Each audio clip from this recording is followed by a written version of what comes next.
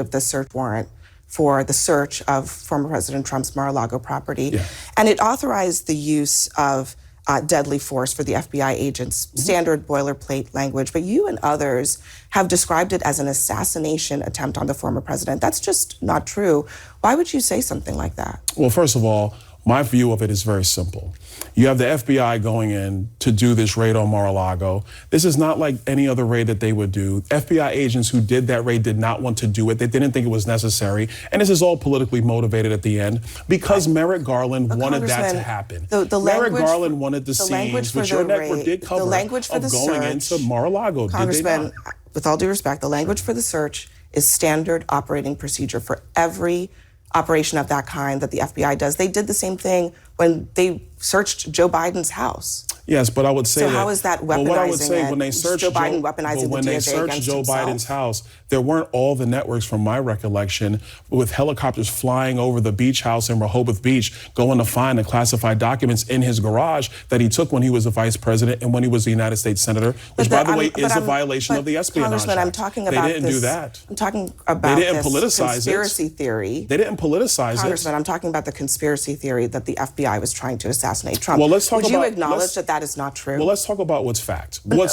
talk about what's fact. Just a real simple question. What's fact is it true or false that the FBI was trying to assassinate Trump? What's fact is that Joe Biden violated the Espionage Act. He did it with impunity. I just want to know. Robert Hur is not prosecuting Congressman, him. I just want to know that you are not responding to a very simple question about a conspiracy theory that you voiced. What conspiracy theory? That the FBI, by having on a document that they are authorized to use deadly force, was trying to harm or assassinate former President Trump. That is false. Will you acknowledge that? Can I be very clear with you? Sure. I'm not sure what Merrick Garland is trying to do these days. So the answer because is it is no. clear that the Department of Justice is being weaponized against Donald Trump. That is clear. That's pretty extraordinary. That they're weaponized against Donald Trump. That's not extraordinary. That's what's happening right now. It's pretty extraordinary that when faced with really clear facts, very clear facts, it's pretty much black and white, you won't acknowledge it. I'm trying to understand why.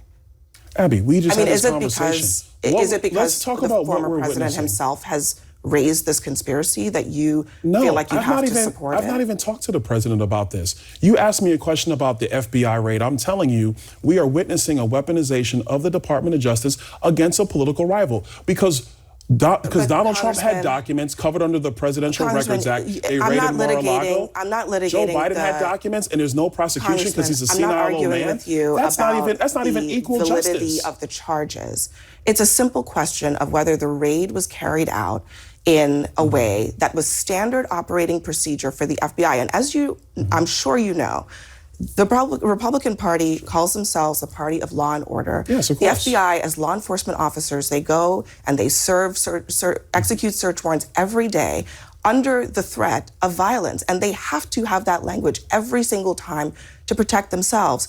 In this case, though, they coordinated with the president's lawyers. They coordinated with the Secret Service. Why would you insinuate that that was some kind of attempt at former President Trump's life? Abby, I'm not making any insinuation. It's very simple to just say that's not true. The only thing I'm saying is that what we have witnessed is an uneven application of the law by the Department of Justice.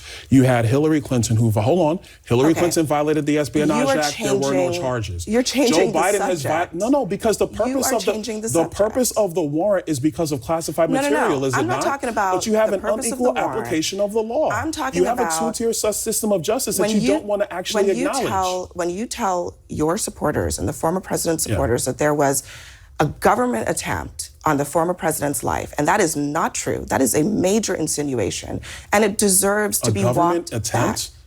It deserves to be walked back. I would argue right now, if you look at the actions of Jack Smith and Merrick Garland, there is an attempt to incarcerate Donald Trump over foolishness because they cannot win a political election. And they have lost their minds collectively. And they have decided that whether it's the documents case or this foolish January 6th case, which has no true merit, or what's happening here in Manhattan with Alvin Bragg, that they have chosen to use the justice system for political purposes and interfere in elections. That's not a conspiracy theory, Abby. That's a real situation. We should be talking about not about what's written in the FBI document. Congressman, You talked about that. You tweeted about the FBI document. You're the one changing the subject. But I do want to make one last note because we have to go.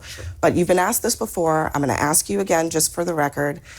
If Donald Trump loses the election in 2024, will you accept the results of that election? My answer has been very clear on this. If the states, it's a yes or no question. If the states and localities actually follow rules and procedures, and everybody sees the rules followed, then of course you accept what's done. But what you cannot have it's a yes or no are judges and municipalities and districts not following law passed by state legislatures. That has led us to the problems we have in our elections. That's where you have, frankly, you've had Republicans and Democrats object to elections. And so, Fair again, to we say just want that to have a clear process. So your answer is conditional based on... My answer is always conditional because you want to see the processes of the election actually go according to law, not according to outside groups and legal cases that come up, and you know they do come up.